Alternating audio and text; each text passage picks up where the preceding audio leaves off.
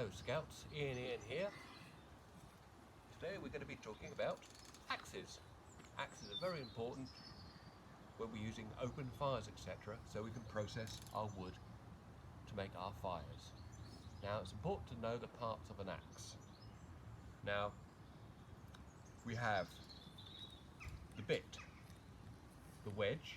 The wedge we've got to inspect to make sure it's not loose, otherwise the whole head will come loose. We have the shoulder, the hearth, which we hold on to, the heel and the toe. This is the mask. The mask is very important, obviously, so we don't get cut. Quite often with axes which we buy nowadays, they don't come with one. This is one I made for this axe, which is quite simply a piece of wood with a notch in it,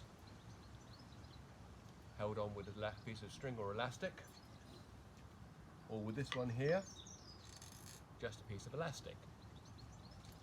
Always make sure you know where these are, because these can easily get lost. So in your cutting area, have somewhere where you can either hang this up or you know where it is. The cutting area itself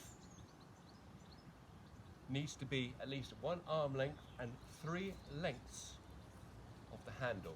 This cutting area is a little bit too small, but this is for demonstration uses only. If you're lucky enough, this axe does actually have a mask. And then of course you have bigger axes. This particular one is a felling axe. And basically these are really only for the leaders. When using an axe, always ask the leader and always have parents' permission to use one. The axe itself, make sure it is in good condition. As I say, make sure the head is not loose. Always make sure that people know that you're using it, and make sure that there's nobody else in the area where you'll be using the axe itself. So axes are very sharp. I would not like to put that anywhere near my fingers. As such, it is always good policy to have a glove or two, especially when the hand which holds the piece of wood which you'll be cutting, not necessarily the one actually wielding the axe, because you want control on the axe itself. And if it's got a lanyard, please use it. If you have got them, safety glasses, because the chips will fly and you don't want a piece of wood in your eye.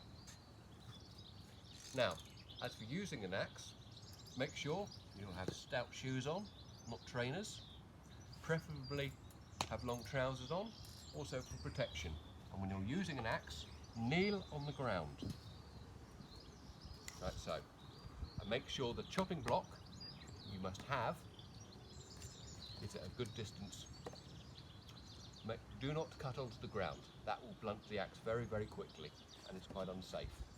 So make sure that where you're going to be cutting, I want a log that size, is in the middle, and have your hand as far away as possible from where you're cutting. And then cut in action like that. Not too steep, otherwise it will glance off, and if it's that way, it will glance into your own hand. So, like so. Going one way, then the other, into the same spot.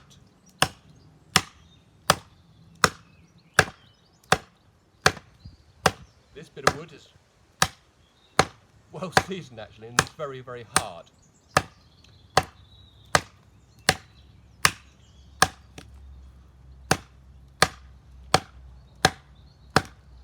Nearly there.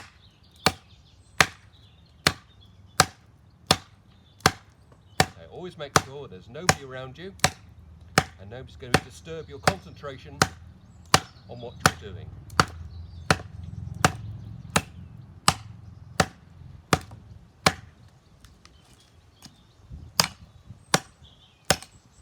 Nearly there.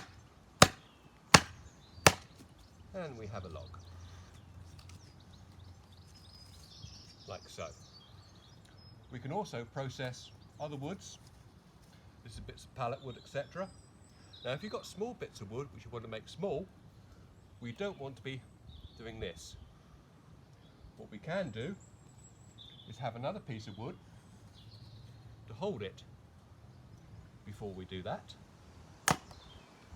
Or, if it's very small, have it flat and then come straight down on it. Which is probably the easiest way of doing it. Like so.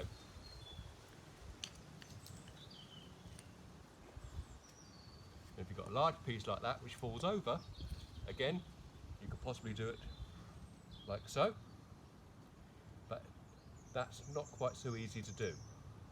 What would be preferable is to actually hold the axe on top, get it in the middle, and use a mallet. A mallet like this, which you make out of another piece of wood. Do not use your mallet for your tents, because they're a two-piece mallet and they will fall apart. You'll break them. Your leaders will be upset. So, put the axe on top and use this as a mallet, like so. And you're through. When you're finished with your axe, if you're still working but you want to put the axe down, make sure that the blade is safe and the handle, etc. You're not going to trip anybody else up. Once you've finished with the blade, put the mask back on. As for sharpening, if they're not hitting on the ground, it should remain sharp unless you hit a nail or something in a pallet. If so, give it to your leader. A nail will possibly use a stone to get it nice and sharp again. As for protection, linseed oil is great on wood and actually on the metal to stop it going rusty. And also plenty of linseed oil on the wedge on the top, that will make sure that that stays nice and firm. Thank you for watching.